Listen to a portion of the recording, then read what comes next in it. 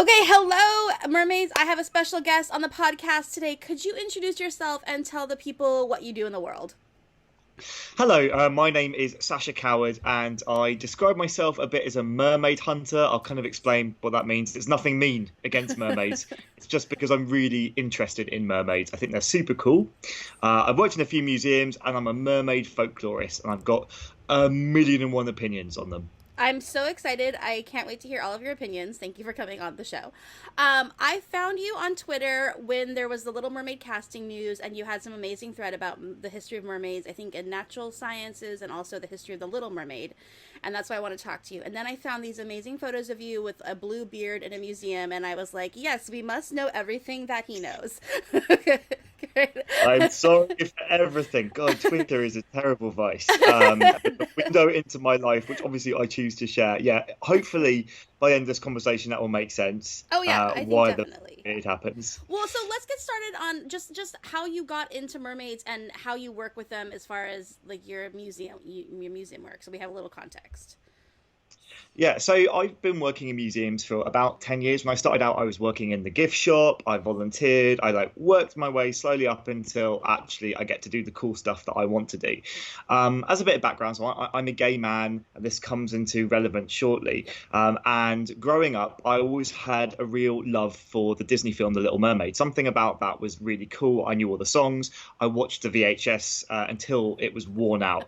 And you could tell the bits of Ursula, for some reason, I really liked that. So I'd rewind over and over, and so those bits are all because it's just so worn down. And then when I managed to work at a museum in London called the National Maritime Museum, so maritime meaning the sea, so I worked in the Museum of the Sea, and I was surrounded by mermaids. And suddenly I started understanding that mermaids are cool, they're fun, but I started to get why maybe as a young queer kid, I was really connected to them. And two, how the stories that I'd heard about mermaids was just like the tip of the iceberg.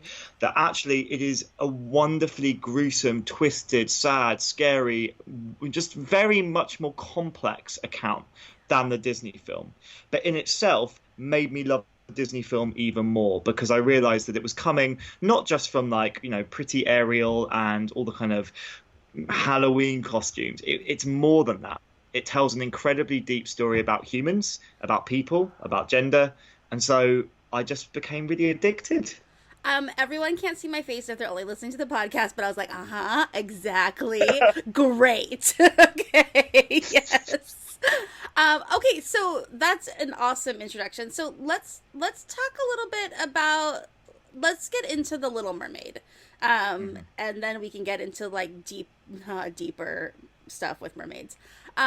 So so what can you tell us about the Little Mermaid that people may not know? Because I think when I've talked to so many mermaid lovers, and everyone has the Little Mermaid as a touch point, and then they have maybe gone on to some other next level with it. But I want to talk about the Little Mermaid and what do you think that story really means? And I would love to hear about the history of the story of the Hans Christian Andersen version versus the Disney version, which is I think the prime one in our modern consciousness, but it hasn't always been the main mermaid story.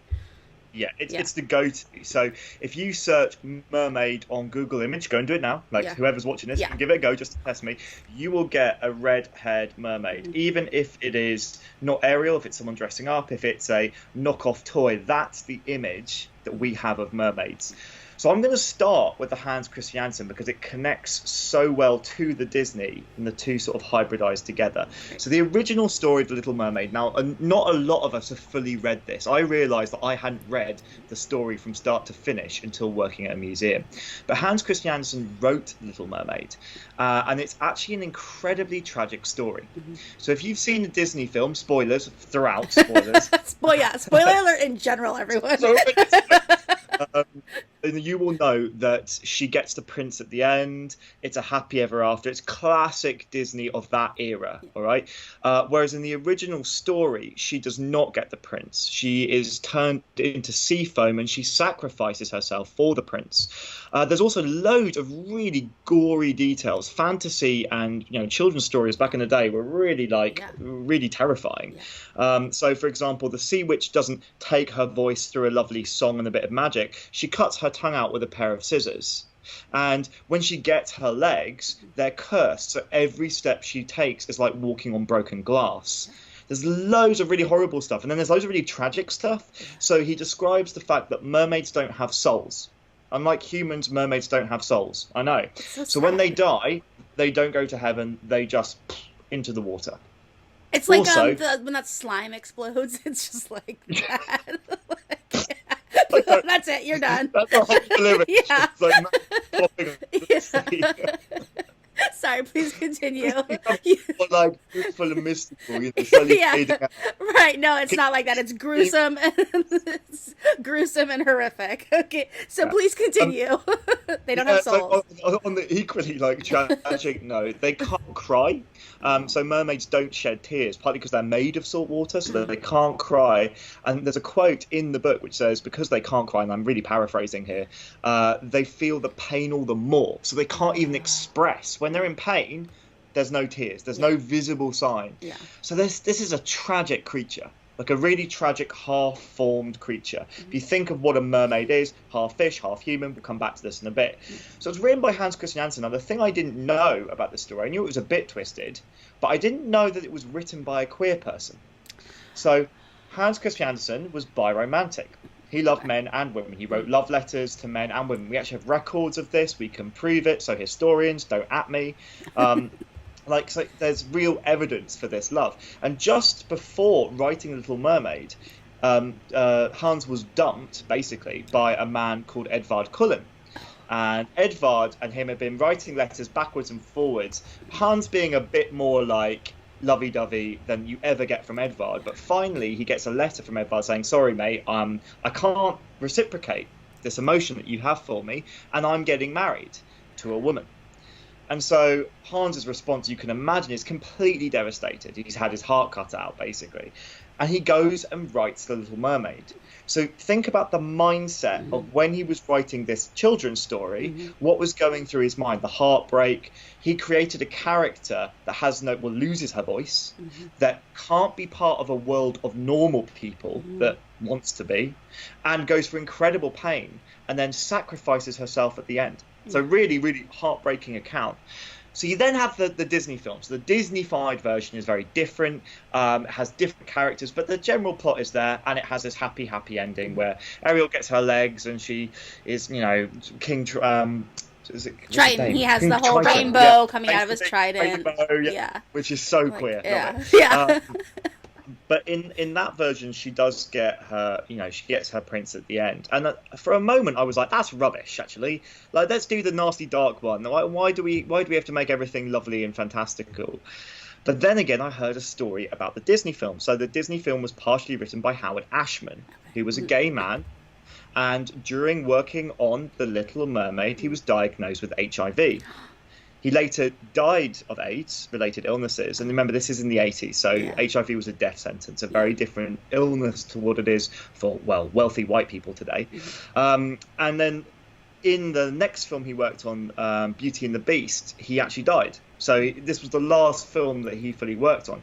And he created and originally voiced, before they cast the actresses and the actors, songs like Part of Your World. And if you think of a man who's just discovered that he's got HIV, his friends are dropping dead everywhere. He's lost so many of his friends and loved ones. And now he knows he's going to die too. And he's watching his body decay. And he's singing a song, I want to be where the people are. Oh, God. I want to see them dancing. Fucking sorry. Yeah, no, that's okay. There's no FCC rules or whatever. You can totally swear. It's fine. It's fine. If you have children, sorry. But they need to know. A swear word. Yeah. If it helps. I swear. Bloody. No. Swear in British. That's super good. Yeah. Bloody hell. No, but I mean, a swear word is not as gruesome as like the mermaid who can't cry. So I feel like you can go ahead and swear. So he put this into this character as well. He also is the reason that Ursula looks the way that she does. Ursula was originally drawn as this skinny crone-like figure, but he based her on the drag queen Divine from the 70s. Oh, yes. And that's why she's this bodacious, kind of bigger-bodied full woman. So Ursula's a drag queen, by the way. I mean, that makes sense. Yeah. It's body language. Yeah. It's all that. It's all Right. that. And so in the end, my feeling was, you know what? If the mermaid represents Hans, and it represents Howard, and it represents gay men who have been through so much crap, let's give them the prince at the end. I'm all right with the happy rainbow wedding. Like, great, okay. Let's not do doom and gloom. So I've actually completely switched my understanding because of how tragic I think the story is. The fact that Howard has clearly put himself into those songs, and let's give him a happy ending. Let's just do that. And that was the start. For me, that was the start of the fascination with mermaids and symbolism and queerness. But oh my god, like, this is like the lip of the rabbit hole. It goes all deeper. the way. I'm so excited. I really love what you said about thinking of Howard Ashman writing part of your world, because there's so much longing in that song, but there's also so much joy and reverence for like the beautiful things of life, like fire and walking down a street, and like dancing. It has people love that song because it talks about like the like joyous parts of life. So, but also the longing for it. Oh, that's so sad. Also, I just realized when you said that Hans Christian Andersen was in love with Edward Cullen, that in Twilight, the vampire is Edward Cullen, and I'm like, no way. And when you Google it, because I've done this, because there's an image of him, Edvard was a little bit hunky, I have to say. Yeah. Exciting. Hans is great, but not my type. But Edvard, I can see. Oh. That's why. But Edvard, the number of times I ended up accidentally on, like, no judgment, on Twilight, like, fan fiction, be like, no, this is not, this is not what this is not the image. I'm like, no, but it all makes sense. Patterson was alive in the 1800s. Yes. Yes, he was, and that's why we have the Little Mermaid. Okay, True facts. True. Actually, the deep dive we're taking today is actually not about the Little Mermaid. We're just gonna go on a Twilight bender right now. Okay, no, we're not. God. We're not. Okay, so. You've discovered like that there's much more to the Little Mermaid, and at this point in your career, are you giving tours and things, or is this pre all of that? This wasn't enough. This was when the kind of like the fire started, and then it's sort of that was when I started writing a few tweets that were just like, hey, did you know this? And did you know that? And then there were a couple of other things that I came across. So there was a painting which was on display in the Queen's House, which is next door to the Maritime Museum, which is of a group of mermaids, and they're meant to be the sisters of Ariel. So this was done by an artist called Evelyn de Morgan. And I will send you all these images if you want to link them. Yes. People listening can actually look at the picture. I will link them, Yeah, and if you're in London, you can go and see this painting. I was just there, and I missed it. I was looking at the Prime Meridian. I didn't know there were mermaids. Oh my god, so fine. Yeah. Everybody, don't go selfie at the Prime Meridian. Just go look at the mermaids. Well, I had like 10 minutes till closing, so I was like, let's get the selfie in. Best time to go. Yeah. But anyways, this painting, there's all these like mermaids, and they're all like languishing over each other, very kind of Kylie Minogue, Vogue style. Great. And the artist Evelyn de Morgan based the face on every single mermaid. Every single sister has the same face, and it's all based on a woman that she had a relationship with. And so this model called Jane, and herself and her husband and Jane are buried in a line next to each other. So all three in a line. So they were also featuring in a Tate Modern exhibition called Queer British Artists. So I was like, mermaids again, and queerness.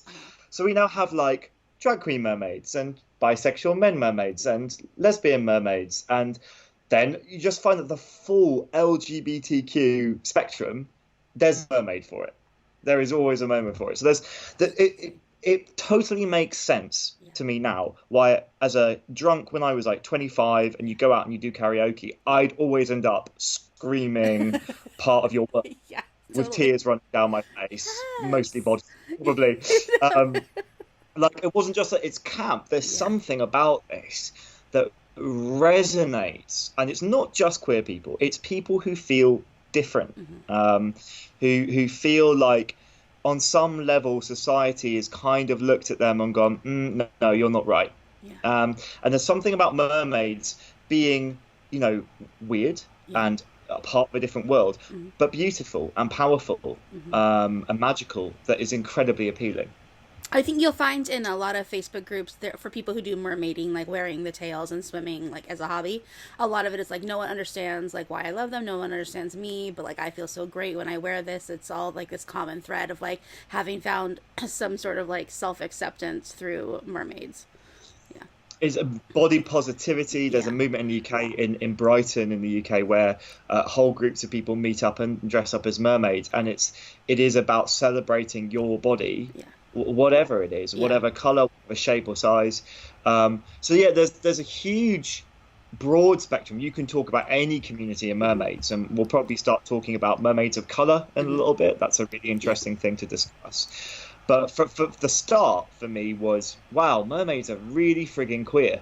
Yeah. Like they are so embodied of the LGBTQ community. Yeah. And then it was just like, as I started looking into it, I started finding more and more. And probably the kickoff for me was giving a talk at the British Museum, which I called Mermaids, A Twist in the Tale. And like that's why I kind of did all my talk, and it was a weird moment because I'd never done this before. I'd never really like outed myself as a mermaid man, which was harder. Yeah, like coming out that closet, telling my husband, by the way, Dan, I'm really into mermaids.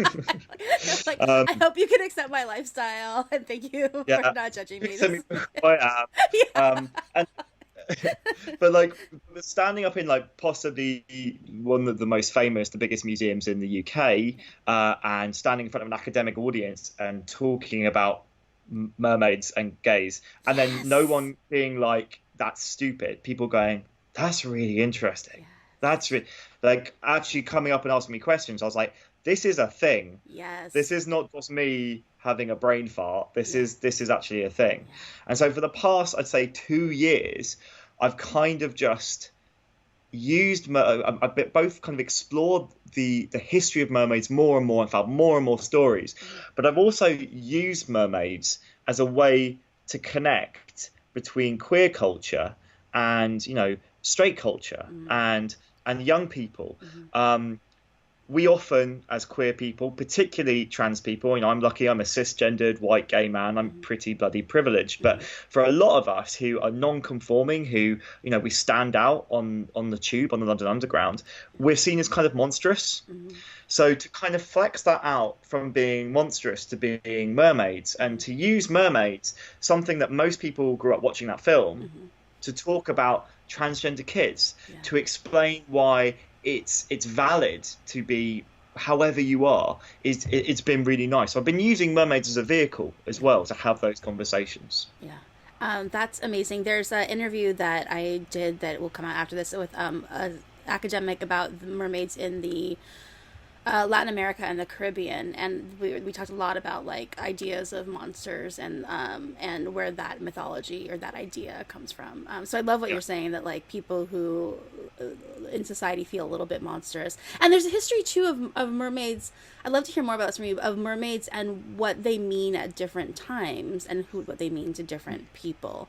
So I love that you found all of these connections between the queer community and the mythology of mermaids. So this tour that you give, is this I just want to know, what's the tour that you give when you have the cool blue beard? Like, that's what I need to know.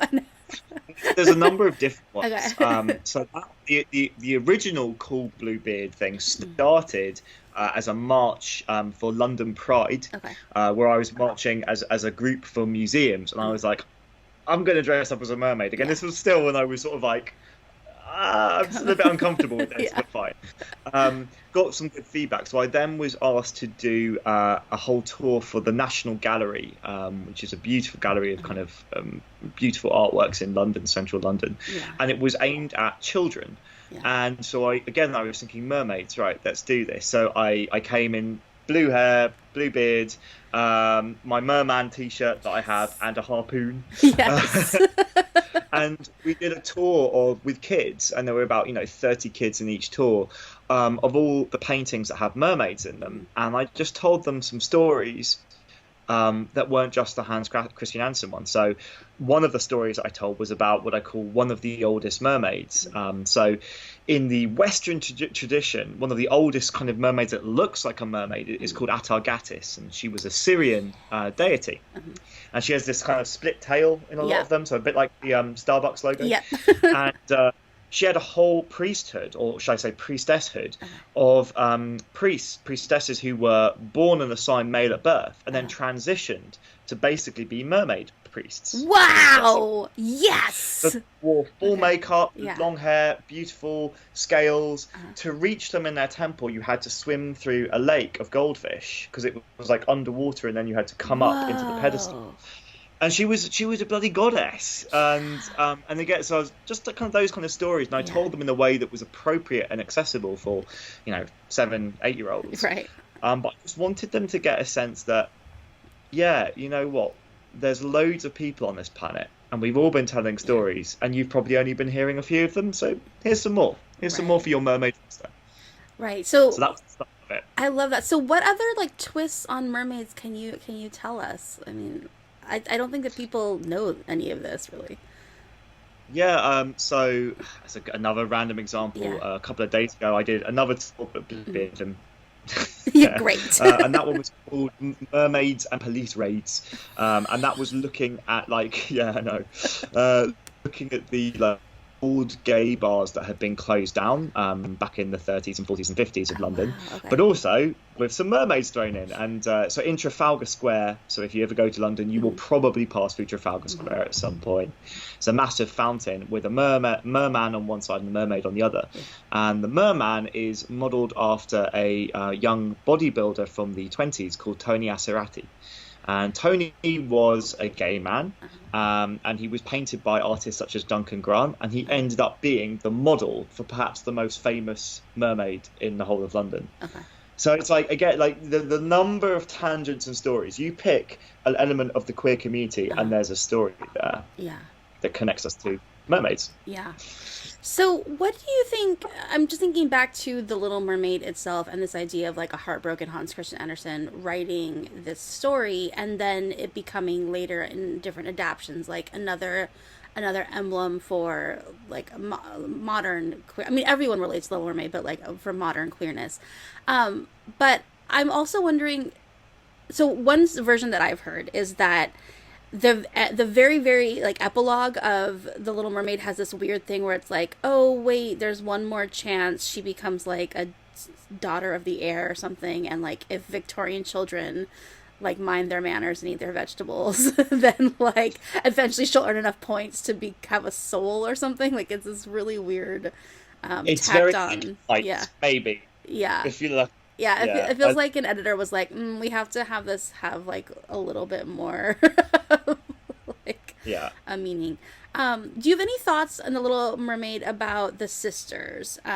Because in the Hans Christian Andersen version, they at last minute they come up with a knife and they're no, look, if you kill him, we can still save you. We cut off all our hair to get this knife for you, and then she's sorry sisters, and sacrifices herself still. Peace out. Mad over sisterhood. Right. I don't know, I think it's I'm imagining that maybe that has something to do with peer pressure, or kind of Hans Christian Andersen's relationship with family.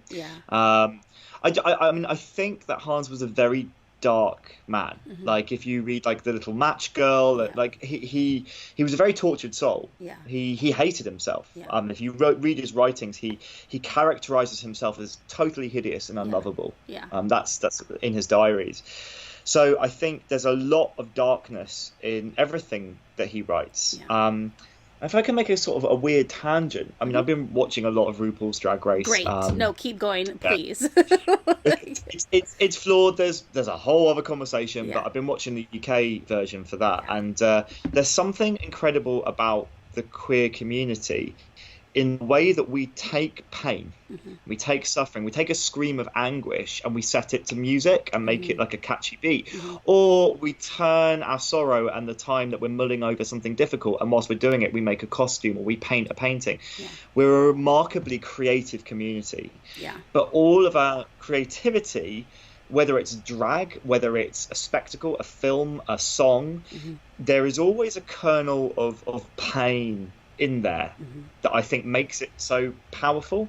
So the reason I think Hans Christian Andersen's stories have stood the test of time is partly down to him being a slightly tortured soul, and being a bit dark. They're not just happy, vapid stories. It's a bit twisted. Also, just briefly, and a lot of original folklore and fairy tales that have been a little sanitized or whatever in a modern telling, they're like the Grimm's ones are also all really, really dark as well. So like human storytelling is, I think, has origins of like pain and torture and the unknown and darkness. So that seems like normal, but in this case of the Little Mermaid, I'm just making a connection here that, in literature, there is often, I think, what people call the tragic queer. And it's just like, if there's a queer person in a story, then they have to die, which is not cool. Very queers. Right, yeah. And so then I'm thinking of this connection to the Disney adaptation and this idea of Howard Ashman and like and Ariel and Little Mermaid getting a happy ending and having, a fairy tale ending and a resolution and acceptance by the father figure, by the community, like arching the rainbow after it, and like, over time. So I think one thing that I like about mermaid stories, and I'm hearing this from you too, is that they evolve over time, but like each generation can contribute something to it. So like you're seeing this mermaid painting in a museum, and other people have been like, oh yes, it's a famous painting, and then you're like, but it also means this, that we can each contribute something to the original folklore, and bring a different thing of it out. There's like the power of the author or the artist's voice, like who they were and what they put into the work. And then there is like the time and the culture that they wrote it and what that contributes to the work. But there's also just you looking at it. I can go into, and I often do, I'll go and look in a random painting, non-mermaid themed, and it will be like some hunky knight or something posing and flexing, and I know almost certainly probably the artist wasn't queer and he wasn't painting it for someone like me to come wandering and be like, oh, he's hot. But I get that anyway. So I still have an ownership of it. So there's a kind of thing that I'm not saying that queer people, we own mermaids, it's ours. It's more that we are part of that story. And there's something about whoever creates those stories and whatever intentions they had, they resonate with us. If you go to any gay pride parade, you will see mermaid hair, mermaid fish scales, seashells, all of that. It's just a trope.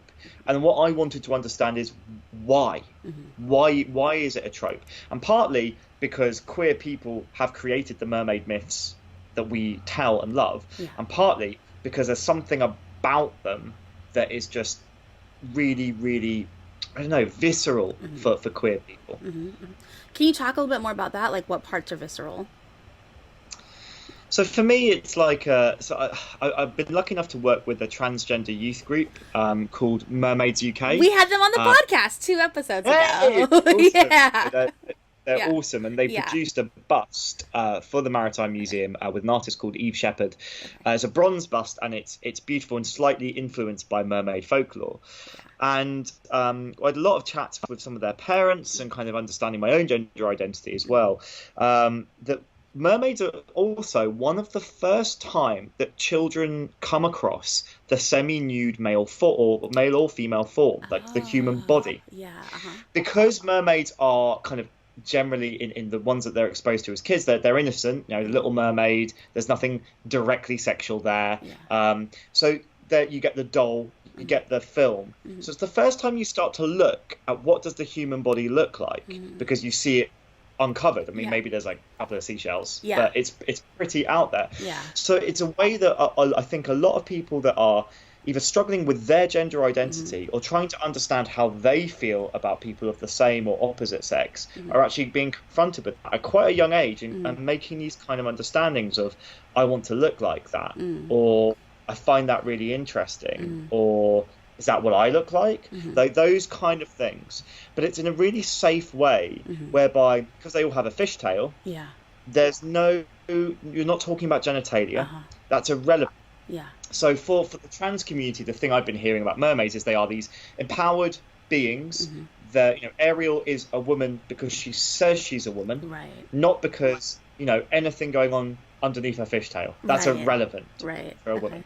Yeah. So yeah, there's something about mermaids as a symbol there that I find compelling. It was when I was watching like the slightly hunky merman in Disney's adaptation. I'm sure there was a little like 8-year-old part who's like, is that, I don't know. I don't know. We'll see how that plays out in like 10 years time.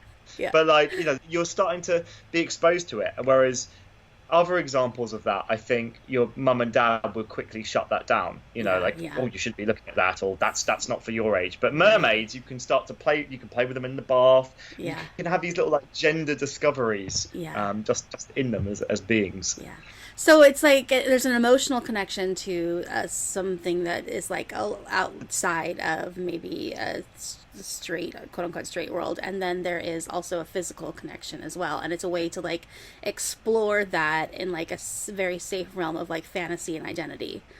Yes, it's very safe. It's safe, even though it's tackling issues that can, in your later life become very complex and not so safe. Right. That's wonderful. So you said you're a mermaid hunter, and I know we mean that in the like benevolent manner. It's more like a mermaid finder. But mermaid finder. I agree with. I also identify as a mermaid finder, but the word sometimes I say seeker, but then I'm like not really sure. But I'm always on the look. Like where are they? I wanted to know a little bit more about like other mermaids that you have found, or places you found mermaids that you did not expect to find them. So yeah, this is a good opportunity to talk about sort of mermaids around the world. Right. And one of the other things other than queer mermaids, I'm really interested in representations of mermaids that aren't white, basically. Because if you search mermaid on Google, you get Ariel, and you get Ariel over and over and over again. And so I've been like kind of looking and talking to people about mermaid stories that are not just white and Western. So for example, Mami Wata from West Africa, kind of water elementals that often are depicted with serpents as well. But they have this kind of, you give them something and then they might give you a wish in response. They're very kind of fickle beings, but they're very powerful elemental spirits. And over time, they've taken this mermaid form with like a fishtail form more and more, kind of mix like African folklore mixing together with Western images of mermaids. And just finding that every single culture pretty much seems to have a depiction like a mermaid. I love Aboriginal mermaids. So in Australian culture, like the York is like an evil, vindictive mermaid, and they have like sharp teeth and they're really frightening. So they're not ice things, and they eat children. So every society that has come across water, even if it's like a lake, has created mermaids in some form. So that's something I've definitely been like, I'm always hunting for mermaid stories away from the Western world. I find that really exciting. And that leads on quite nicely to the whole palaver around the kind of the new Disney film, and the fact they have cast a woman of color in the role of Ariel, and that there has been some backlash against this, which I'm going to really upfront and just say it's racist. Correct. Like, I believe that is racism and nothing else. That is also the position of the Mermaid podcast. That, like, we're very happy with the casting of Halle Bailey, and like anything else is just a racist. Because this is one of the things I've been looking so much at non-white depictions of mermaids that for someone to say mermaids are white, or even Hans Christian Andersen's depiction of mermaids is white, is to not understand the way stories work, that we have borrowed from all these traditions. The Little Mermaid Disney film is set in the Caribbean. You wouldn't think that by the skin tone of any of the characters and the incredibly racist accent of Sebastian. But it's a tropical world. So if you're thinking about where it's set, where those stories would be coming from, well, those people telling those stories wouldn't be white. And when she's singing, who's it's and what's it aplenty, and she's got this whole horde of stuff. That's just Mami Wata. That's collecting things. And that is very, very much not a white mermaid story. So of course, Ariel can be black. Ariel could be any bloody color in the world because Yeah. mermaids are not owned by any race. Yeah. We have this sense of such privilege that we believe that's what it looks like because we've seen one film. Yep. No, I think that's a wonderful point, that like there's one film that the people think is like the definitive depiction of mermaids, and actually it's drawing from so many things. I mean, Triton is a Greek mythological character. When you go to Eric's castle, it's like, is this a Mediterranean? Are you in Portugal? Like, where are you? You know, like, and it's drawing from so many different underwater mythologies. And it's also the understanding that like the skin tone of Ariel is entirely irrelevant to her character. Yes. So you know, it's not like anything of the story is being changed, altered, or watered down or reduced because it is irrelevant.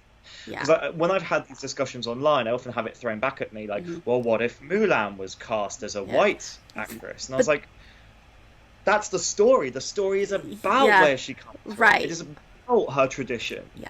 So in that sense, her race, her identity, and her culture are intrinsic to the telling of the story. Yeah. The Little Mermaid, a hybrid mermaid story, she can come from anywhere. Yeah. Also, if you're a Disney purist, Halle Bailey's facial expressions look animated, so I'm just like...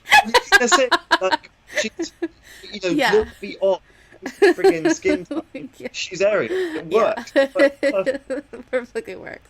But yes, agreed. I also think I'm excited for that version, mainly because, like, you know, it's been, so I think it's this week is the 30th anniversary of the original film, or we're close to it, I think, or of the DVD, something like that. So it's like obviously time for like another version to come out, and for like something to be added to. Makes me feel so old. I know. I'm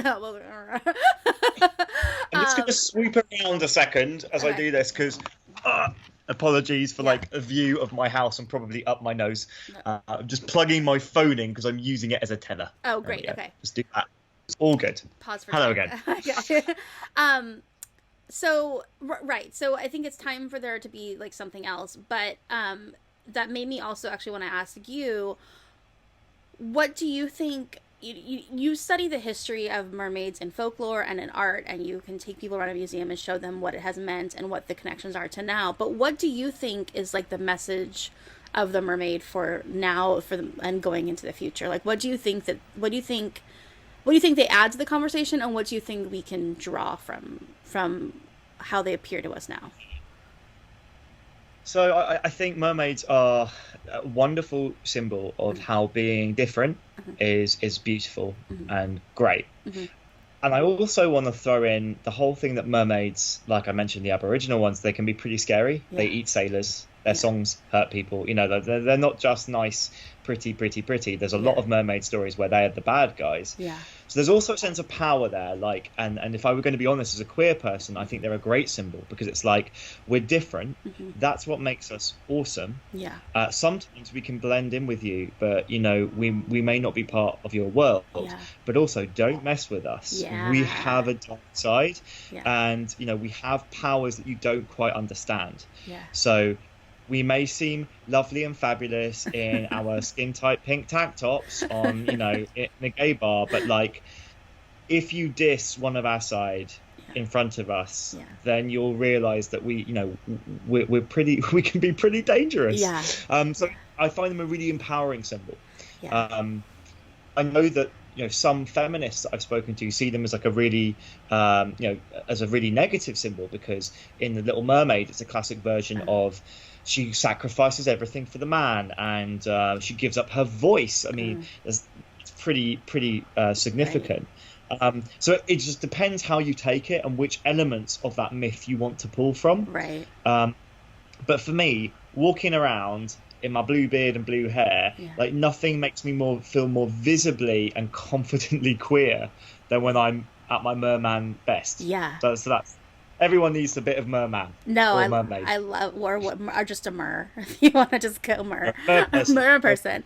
I love that. I also think that's interesting what you were saying too about what different people draw from the Little Mermaid tale, because I've also, in what I've researched and what I've talked to people about, as far as like a depiction of women, mermaids have constantly flip flop in that like sometimes it's like, oh, a celebration of like femininity and female power, and then the next minute that same mermaid image will be used to be like a Jezebel of sin and lust and greed, Yeah. you know. And so like, Yeah. it's depending on who's I guess talking about it, I think.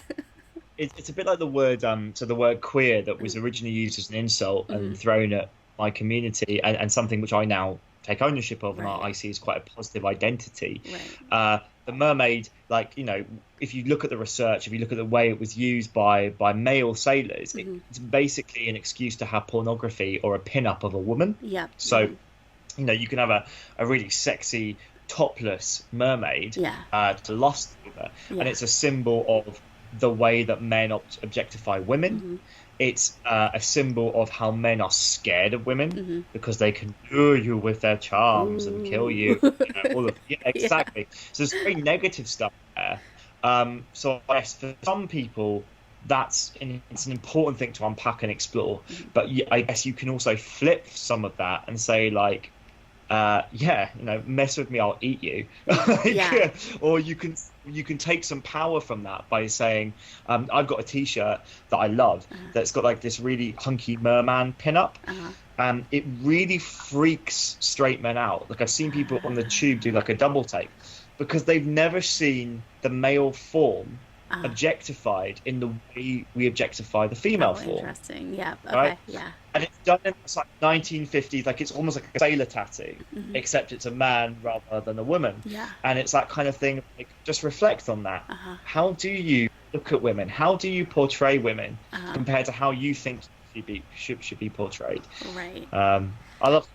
That's also, so I write romance novels, and I write a lot of mermaid romance, and I think one of the reasons why romance novels have been kind of denigrated is that a lot of the covers, especially the early covers, feature very hunky men on them, and like men are not used to seeing themselves objectified, and they're not used to thinking of like women with like sexual agency, and which is also kind of like the threat of the mermaid as well. So I agree with that as well. Yeah, and going back to, there is a really strong, as you said, body positivity movement. I can't remember where it is. There's a place in America with a group of gay men who have created their own calendar, and it's a merman. Oh, is it the Canadian one, the Merbies? The Merbies. Yeah, they're Canadian. The Canadian. Yeah, we had had them on the podcast. So yeah. Oh, really? Yeah. They're wonderful. Actually, because the man who started it, he happened to be in New York when the story broke, and so I managed to find him, and he came over, and we wore on Mermaid Tales and had an interview, and it was like, and he's amazing. That his whole thing is that, like, you know, he's trying to combat toxic masculinity with this idea of like anything can be masculine or manly, or that there's like a spectrum for it. Yeah, I love them. Yeah, they're gorgeous, mate. I have massive crush. Yeah. Like, they have all body types. They so again, it is that thing of, and here's the thing about, you know, like the whole merman thing is, it's like it allows you to be sexy in this playful way that I hope and I believe everyone is invited. So like, I have a blue beard. Like, I know I look stupid. Like, I'm very aware of that, but I feel great. Well, so I think you look great, because when I saw that photo, I was like, that is very handsome. I also have every Merby calendar, so I'm like primed to like. I think it's more about that sort of the confidence that people embody when they do it. And like, I've, you know, when I brief phase I used Instagram, sadly not for me, have since jettisoned. But I was followed by quite a few, particularly gay guys who do the whole merman thing. So they kind of swim around in merman tails, and they were such lovely blokes. Like, they were again all all kind of backgrounds, a Filipino guy, Japanese dude, Californian dude, and they weren't like just gym fit stereotypical bods, but they were so in their element and they were so happy. Now that's not for me. Like I don't want to live my life in a mermaid tale. I don't want to, you know, that's not what I mean when I say I'm obsessed with mermaids. I don't want to be one. But there's something about them as a symbol that I find really inspiring. And I think everyone is invited to that party, which is why I got so angry with the minority of people that were kicking off about the casting of Ariel, because it was like, no, you do not get to say who comes into this club. The reason I love Mermaids is because it's all inclusive. Everyone can be a part of the mermaid world. This is so weird.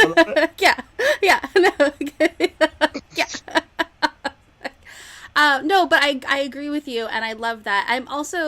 I think, to bring it again back to Little Mermaid, the song Under the Sea, you know, is like a joyous, wonderful number, which is like, of course, it's like everything's better down where it's wetter. Like, it's where you get to be fabulous and colorful and wonderful. Everything is great. It also, one of my theories is that, and I'm sure somebody else thought of this as well. There's like medieval scholars who know more than I do. But I believe that the ocean is a metaphor for the subconscious and that the sea is a mirror.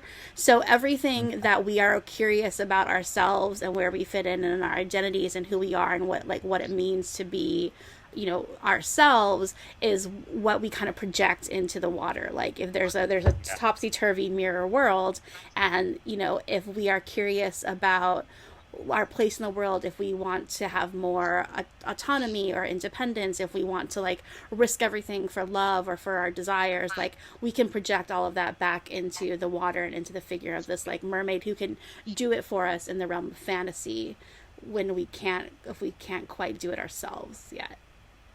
I love that, and I think that's really valid. So when I was working at the Maritime Museum, the understanding of the sea is exactly what you said. For millennia, the sea was like space. So the way we now look at space, and we look up and go, well, we can go as far as the moon, and one day we might go as far as, like, you know, we might be able to land and walk around on Mars. Imagine if we could go even further. What could be out there?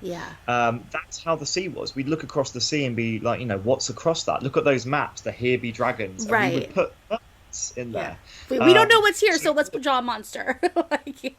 And really inaccurate depictions of other people. And we had the craziest ideas because we didn't know. And so nowadays we use space. We do like Star Trek, and we have this wish fulfillment where we go, what would a perfect world in space in the future be like? How could these aliens live? Let's do Avatar. You know, we're starting to use that trope. That was what the sea was. So you could, you know, the strangest, craziest idea, you could put it in the sea because maybe it's there. Maybe that's where it is.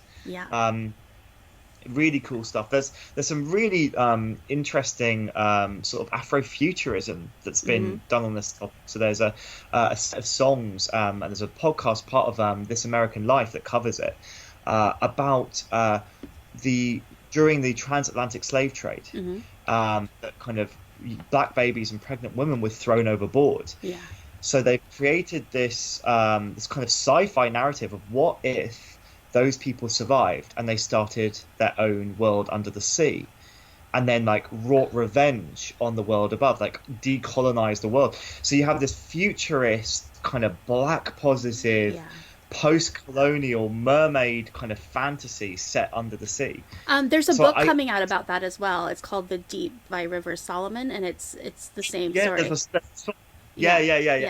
must be what I'm talking about. In this podcast there's a song that they sing about it, and I was like, it was really kind of cool and futuristic and powerful.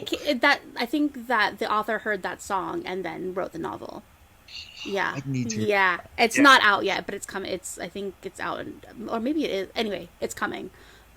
But I think it's really normal for all of us, like whatever. So, you know, white dude, but gay dude. I look at the sea and go, what if queer positive magic? You know, I think some women will look at the sea and what if amazing hunky mer dude who actually listened to me and cared about me and respected me as a woman. You know, we all look at it from our own perspective and go, what if there was? What if under the sea there was? Yeah, so I think you're totally right. It's a mirror to our own desires. Yeah. And this, just to kind of wrap it all up, the positive thing that I take from, like, you know, things change, people evolve, cultures evolve, is that I think fantasy plays a big part for people in how they work out ideas about themselves, and it can also be a vehicle for self-acceptance and positive change. So what you're talking about now, it thrills me because I think of like the, you know, the painful, tragic character of heartbroken Hans Christian Andersen writing this mermaid who feels like can't cry, because you can't cry over like a lost gay relationship, can you? Like, no, you can't do that in his time.